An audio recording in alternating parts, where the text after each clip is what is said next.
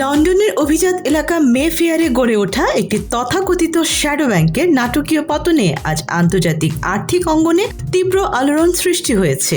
প্রায় 930 million pound বা বাংলাদেশি মুদ্রায় প্রায় 13,950 কোটি টাকার বিশাল আর্থিক ঘাটতি নিয়ে ধসে পড়া প্রতিষ্ঠানটির নাম মার্কেট ফিনান্সিয়াল সলিউশনস। ব্রিটিশ সংবাদপত্র দ্য টেলিগ্রাফের এক অনুসন্ধানী প্রতিবেদনে বলা হয়েছে, এই প্রতিষ্ঠানটি বাংলাদেশের সাবেক ভূমিমন্ত্রী সাইফুজ্জামান চৌধুরী জাবেদের যুক্তরাষ্ট্র জুড়ে গড়ে ওঠা বিশাল আবাসন সাম্রাজ্যের অন্যতম প্রধান অর্থদাতা ছিল।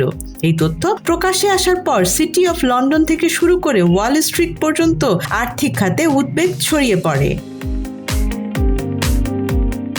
মার্কেট ফাইন্যান্সিয়াল সলিউশনস প্রতিষ্ঠা করেন ব্রিটিশ ব্যবসায়ী পরেশ রাজা এবং তার স্ত্রী তিবা রাজা। 2006 সালে প্রতিষ্ঠিত এই প্রতিষ্ঠানটি মূলত একটি শ্যাডো ব্যাংক হিসেবে কাজ করত। প্রথাগত ব্যাংকের মতো তারা আমানত গ্রহণ করত না, ফলে কঠোর ব্যাংকিং নিয়ন্ত্রক কাঠামোর অধীনে তাদের কাজ করতে হতো না।